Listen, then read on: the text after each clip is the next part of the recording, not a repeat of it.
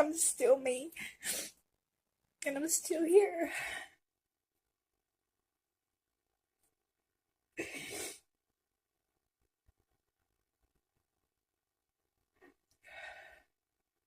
Those children removed from their homes intentionally for profit. The 1997 Safe Family Adoption Act, which granted $4,000 to $6,000 federal funded money to every single agency which removes a child quickly from a normal home to another home. They have a financial incentive to continue to remove child after child after child. Carlos used to work as a CPS investigator. After a year on the job, he published a book called Legally Kidnapped. What I witnessed while I was there was incompetence, bureaucracy, and a complete failure to actually protect children. I just repeatedly saw the victimization of children and parents on a constant basis. Those children removed from their homes intentionally for profit. The CPS has been a frequent target of criticism. This is abuse of power. It is lack of accountability. And it is a growing criminal political phenomenon. Whether I have someone standing behind me or I'm alone, God's with me. Because you place judgment on me, you allowed an entire congregation to see this image of me. It doesn't matter how much good I do, who I help. It doesn't matter. I know, and God knows.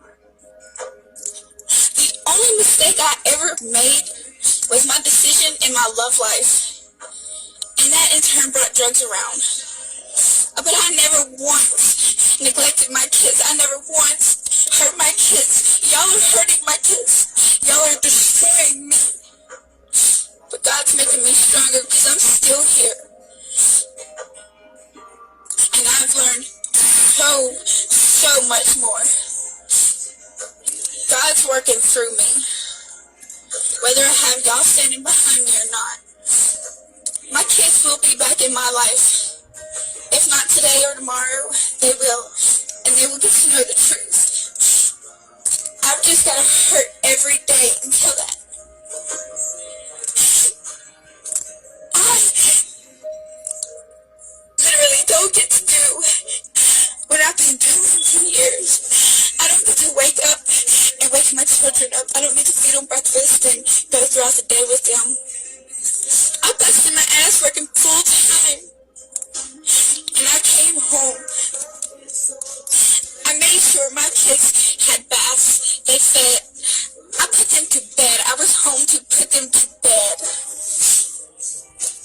I went from a 2-bedroom to a 4-bedroom.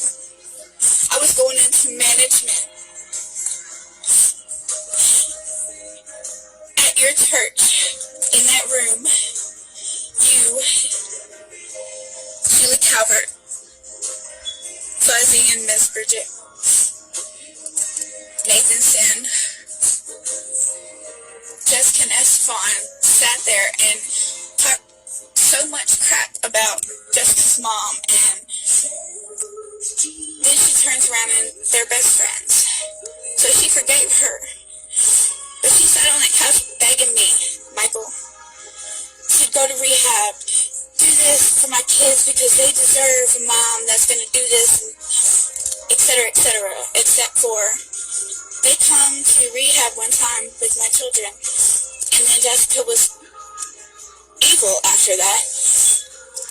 How does someone go from wanting something for someone that they're going to support me, but then they didn't want to support me after that? They didn't want to give my kids back after that. I gave them temporary kinship of my kids with the agreement that when I came home from rehab, I would settle in with the girls and my boys would come home. I stayed clean and I busted my ass for my boys to come home.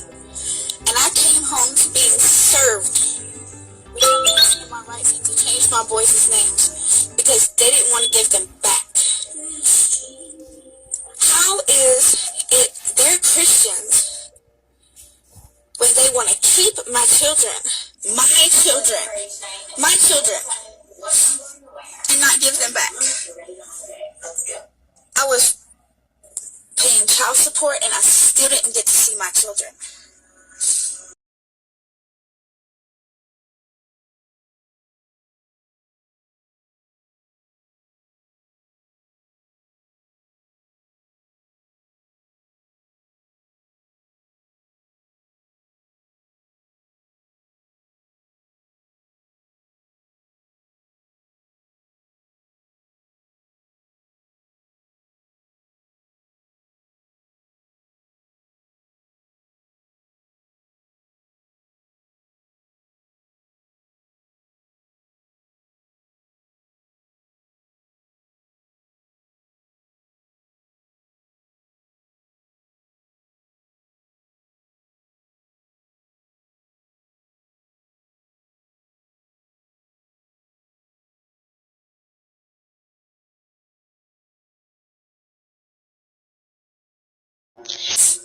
I'm not a bad person, but I am tired of sitting here allowing y'all to make me feel like I have to hide from the world, making me feel like I have to break. Because without my kids here, I lost my identity, my purpose. Those children were given to me by God, but you wouldn't even come bond me out because you said you were scared I would haul ass and mess up your pastoral name. I'm not messing anything up for anybody. I'm just opening everybody's eyes. I just want people to stand behind me and what's right. I wouldn't pray the feelings and emotions that I've dealt with anybody else would have to deal with, because that's like having to live with your child being dead, and it's mentally fucking me up. People don't communicate anymore since COVID. Everybody has been dealt mental issues, especially Dennis and Bridget. Those 4 days I was on life support in the hospital, Michael, I signed a piece of paper giving Miss Bridget and Dennis custody of those girls if I was to have died. If I died, Miss Bridget would have been a mom again. So her watching the kids for me while I had to work, she fell in love with my kids. Dennis and Bridget have my kids because they showed up one morning and got my kids. She got the girls, she changed. They don't call me no more. They don't include me no more. She's scared that I will leave and she would never get to see the girls again. But how does somebody go from wanting to be parental figures to, I don't hear from them?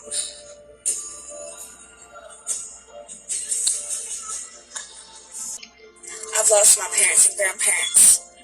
I moved here with my children and only my children and God. But I will tell you, here back in 2000, 2001, we left South Carolina because I was being raped by my mama's boyfriend. This is the church that I was attending when all that happened. This is the church that brought me back here. God brought me back here for a reason. Whether to fix the church, fix this town, fix the corruption, or be God's example for everything that's fixing to change in this community and congregation. And I highly believe something big is fixing to happen. So, I hope I have your support through this and understanding from here on out. And I'm not giving up.